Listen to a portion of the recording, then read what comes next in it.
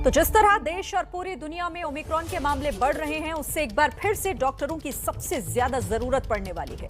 चिकित्सा के पेशे से जुड़ी हुई ये कौम ऐसी है जिसने कोरोना काल में योद्धा की तरह हर मोर्चे पर सबसे आगे रहकर लड़ाई लड़ी, लेकिन मौका निकल जाने के बाद हमने जिनकी कभी आरती उतारी थी उन्हें भूल गए, डॉक्टरों की सेवा भूल गए, उनकी तकलीफों को भूल गए। लेकिन हम इस बार के हार नहीं मानूंगा में शो के जरिए कोरोना काल में किस तरह की चुनौतियां इन्होंने झेली और चिकित्सा के पेशे से जुड़े हुए दूसरे लोगों ने उसे वो दिखा रहे हैं। देखिए रुमाना इसार खान के साथ हार नहीं मानूंगा मैं।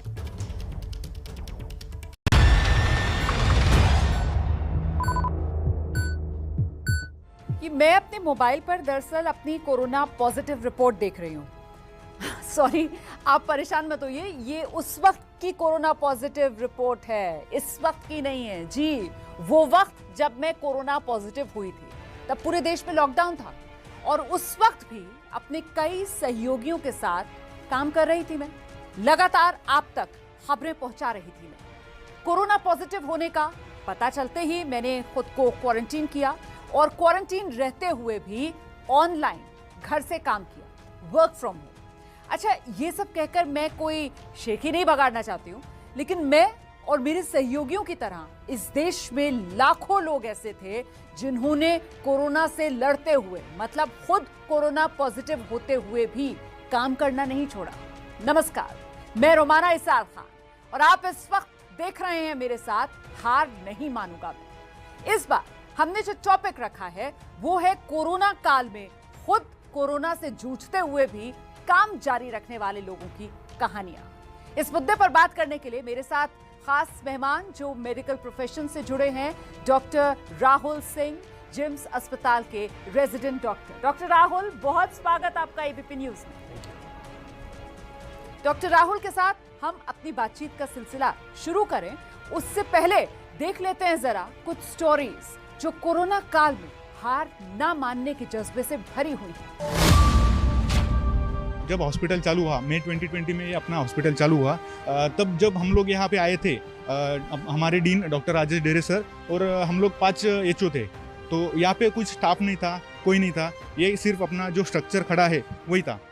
तो उसके बारे में हम लोग उसके बाद जो भी अपना लॉजिस्टिक के प्रॉब्लम्स थे, एक तो था बड़ा प्रॉब्लम प्रोक्योरमेंट का, जो भी अपने मशीनरीज रहने दो या मेडिसिन रहने दो, तो ये फर्स्ट टास्क हमारा वही था कि एक बार ये सब आ जाए। और उसके बाद में था एक ट्रेनिंग का या रिक्रूटमेंट का, जो भी अपना मेडिकल स्टाफ है वो, तो हम लोग जो भी जो रिक्वायरमेंट था वो फिर सीपीडी को भेजना है या जो भी अपना जो एस्टेब्लिश हॉस्पिटल है उनको रिक्वायरमेंट भेजना है या जो प्रोक्योरमेंट करना है कहाँ से करना है, ये सब थोड़ा इशू ही था, क्योंकि अपने पास वैसा कुछ इंजीनियरिंग स्टाफ या क्लेरिकल स्टाफ जो प्रोक्योरमेंट करता है या जो फाइल्स बनाते हैं, वैसा हमारे पास तब कोई नहीं था।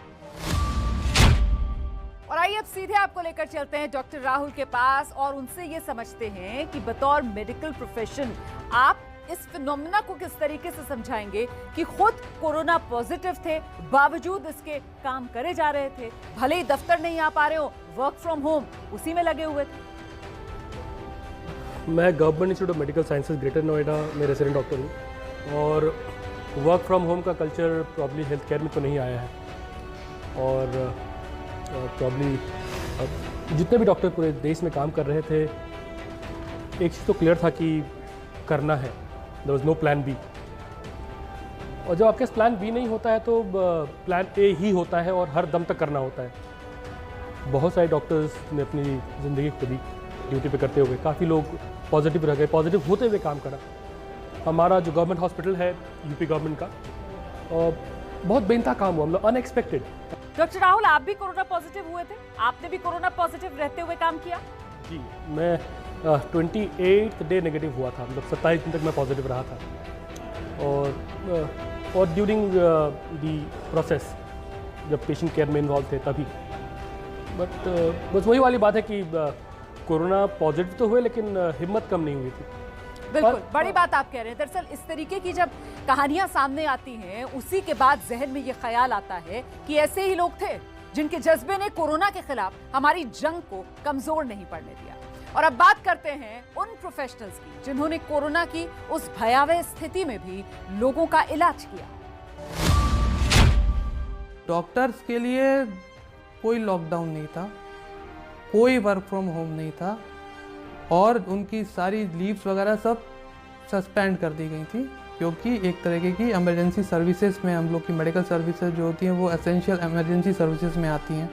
तो हम उसको हमको फॉलो करना है और हम डॉक्टर से हम बने ही इसलिए हैं, मानवता की सेवा करने के लिए। तो फिर हमें तो अपना काम करना है। तो हम उस समय एक जंग पे जैसे सैनिक जाता है, तो बाद में प्रधानमंत्री जी ने हमें डॉक्टर्स को या हेल्थ केयर वर्कर्स को कोरोना वॉरियर्स का जो टाइटल दिया वो इसी वजह से दिया कि ये एक तरह की जंग थी जो डॉक्टर्स और सारे हेल्थ केयर वर्कर्स सब मिलके आपस में फ्रंट लाइन वर्कर्स मिलके लड़ रहे थे। मैं तब फर्स्ट ईयर पीजी थी, मेरा 2020 में ही एडमिशन हुआ है। तो हम लोगों की ड्यूटी लगाई गई थी फीवर क्लिनिक में। तो हमारा काम था कि जो भी पेशेंट किसी भी कंप्लेंट से आ रहे हैं उनसे मिलना, उनके सिम्टम जानना और उस हिसाब से बताना कि उनका कोविड टेस्ट होगा कि नहीं होगा। तो मतलब हम सबसे पहले हम ही लोग थे हॉस्पिटल में, जब पेशेंट आएगा तो उससे मिलेंगे। तो हम लोगों को डर भी बहुत था तब, क्योंकि कुछ पता ही नहीं था कि क्या हो रहा है क्या नहीं हो रहा है। 2 बच्चे हैं मेरे, तो लौट के भी घर ही आना है। ऐसा नहीं है कि मैं कहीं बाहर रहती हूँ या अकेली रहती हूँ, क्योंकि मेरे साथ इतने लोग जुड़े हुए हैं। तो वही पीपी किट पहनते थे हम लोग, सुबह ही पहन लेते थे, शाम तक पहने रखते थे। ना पानी पी सकते हैं, ना कुछ खा सकते हैं, ना वॉशरूम जा सकते हैं। बस मन में यही था कि हार नहीं मानूंगी, जो भी हो जाए। ये डॉक्टर हिमांशु वर्मा और डॉक्टर राशि वर्मा का जज्बा था कि उन्होंने कोरोना में भी मरीजों की देखभाल जारी रखी।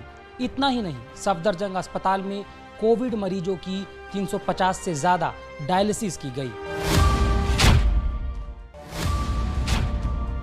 ऐसा नहीं है कि कोरोना काल में लोगों के सारे काम ऑनलाइन हो रहे थे। बहुत सारे ऐसे प्रोफेशंस भी थे जिसमें लोग फोन के जरिए अपना काम कर रहे थे, जैसा कि सप्लाई चेन से जुड़े लोग कोरोना संक्रमित होने या फिर संपर्क में आने की वजह से क्वारंटीन होकर भी काम कर रहे थे। कोरोना काल में काफ़ी परेशानी आई थी। परेशानियों में हमें आने जाने में दिक्कत होती थी, पुलिस परमिशन बनवानी पड़ी और लेट होने पे भी परेशानी हुई। उनको समझाया काफ़ी, साथ में हम डॉक्यूमेंट सकते थे तब वो मानते थे, वरना मानते भी नहीं थे। और ट्रांसपोर्ट का जो टाइमिंग था गवर्नमेंट सरकार ने दे रखा था, वो टाइमिंग बहुत कम था, फिर भी हमारा लेट होता था, परेशान होते थे हम। बहुत दिक्कतें आती थी। कभी क्यों ट्रांसपोर्ट का काम ही ऐसा है, कभी गाड़ी लेट हो जाती है, कभी लेबर लेट हो जाते हैं, कभी स्टाफ लेट हो जाता है। सब तरह से परेशान होते थे हम। अच्छा, इस पूरी बातचीत में हम उन डॉक्टर्स को कैसे भूल सकते हैं जिन्होंने जान की बाजी लगाकर ऐसे वक्त में दूसरों की जान बचाई। कई डॉक्टर्स तो ऐसे भी मिले जो वैक्सीन आने से पहले 2-2 बार कोरोना संक्रमित हुए, लेकिन जैसे ही कोरोना नेगेटिव हुए फिर से काम पर आ गए। मुझे लगता है हमें डॉक्टर राहुल का रुख करना चाहिए और उनसे जानना चाहिए। डॉक्टर राहुल, आप तो खुद कोरोना पॉजिटिव हुए, उस दौरान आप लगातार काम करते रहे, इतनी हिम्मत कैसे आती थी? मतलब वो डर से कैसे पार पाते थे? मैम देखिए, ये ना पूरा टीम वर्क है और हमारा जो हॉस्पिटल है GIMS Greater Noida, probably the administration, the faculty, जब सब लोग एक साथ काम हो गए, वो गैप खत्म हो जाता है कि जब लोग एक साथ काम करना ना, मतलब that's the only choice. And when you have a very strong administration, सब आपके साथ हो, हिम्मत देने के लिए, आप पॉजिटिव हो तो भी साथ हो कि भाई आपको ज़रूरत है रेस्ट करने की, आप रेस्ट कीजिए, जितना काम कर सकते हैं उतना कीजिए।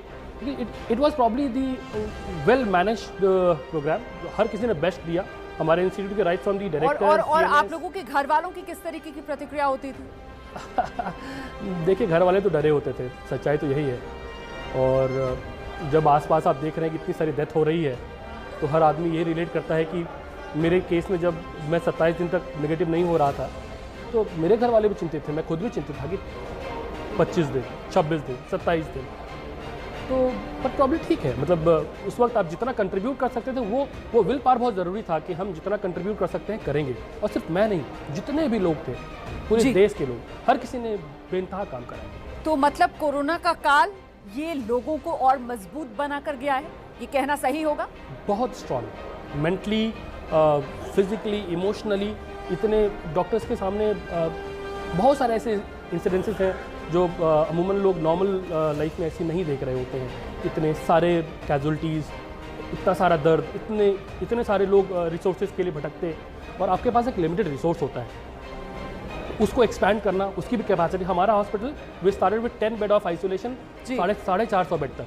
तो जो जितनी अपनी कैपेसिटी को एक्सपैंड कर सकता है, and we were working to the full of potential. It was my director, my बहुत सीएमएस। शुक्रिया, बहुत शुक्रिया डॉक्टर राहुल सिंह, इस तमाम जानकारी के लिए आपके इस जज्बे को सलाम। हार नहीं मानूंगा कि इस कड़ी में इतना ही, फिर किसी नए मुद्दे के साथ आपसे मुलाकात होगी। बाकी की खबरों के लिए आप लगातार देखते रहिए एबीपी न्यूज।